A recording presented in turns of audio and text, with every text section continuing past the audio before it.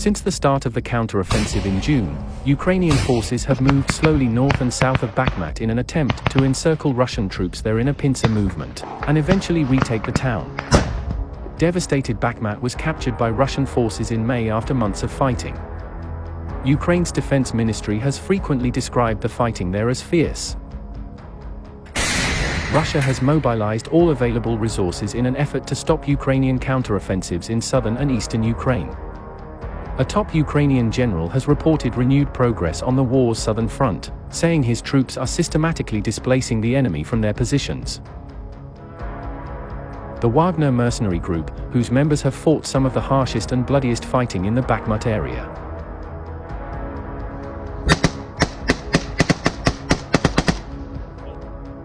Video footage shows Ukraine's special forces destroying a rocket artillery unit of the Ukrainian Defense Force that hit two large flamethrower systems from the TOS-1A, Somspyok, salvo fire, an ammunition depot, and a radio-electronic war station.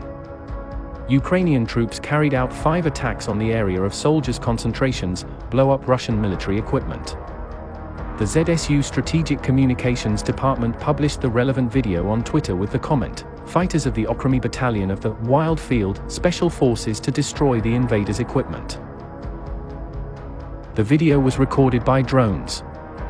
It was clear in the sky that the Ukrainian defenders from a clearing in the forest were firing like anti-tank missile systems at the Russian tanks from behind. From February 24, 2022, to date, the armed forces of Ukraine eliminated about 239,010 Russian military personnel, including 710 soldiers over the past day. This is stated in the report by the General Staff of the Armed Forces of Ukraine published on Facebook. Moreover, the Ukrainian troops destroyed 4,119 enemy tanks, 8,051 armored combat vehicles, and 4,542 artillery systems.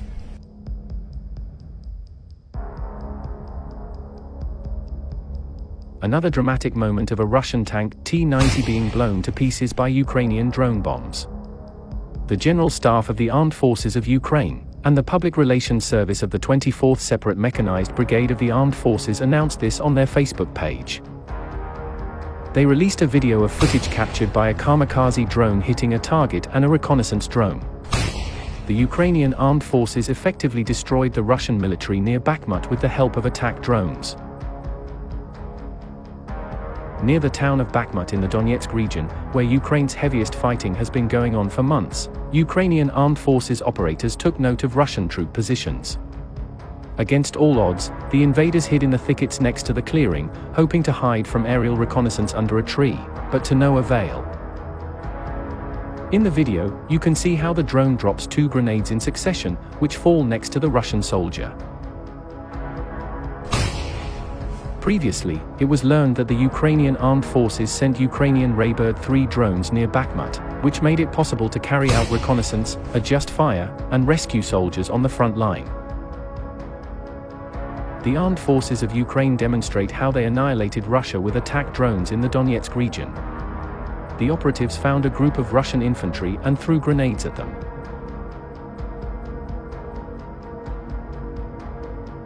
Another failure of the Russian army, the armed forces destroyed 4 artillery batteries of the armed forces of the Russian Federation. The General Staff of the Armed Forces of Ukraine stated this in an evening summary posted on the official page of the social network Facebook. Meanwhile, the Telegram channel, Scarlat, reported that Legion of Freedom fighters destroyed the Russian 240mm self-propelled mortar, Tulip, with a kamikaze drone and published a related video. The video was recorded by a drone. It appears that the Russian Tulip self-propelled operator who heard that the drone was circling above them fled to a safe distance, before taking a direct hit.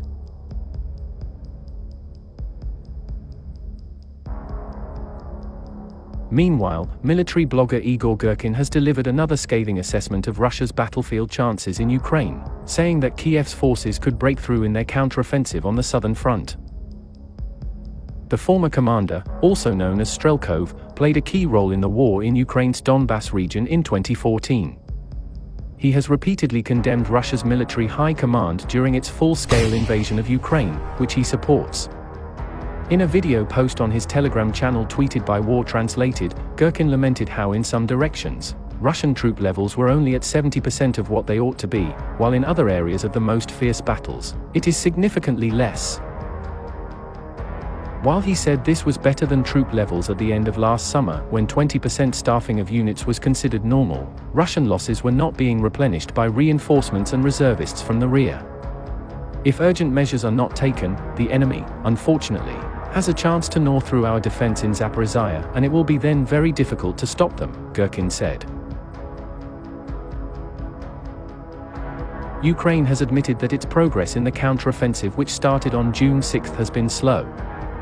The deep defenses Russia has dug along the 600-mile front line are making it difficult for Kiev's forces.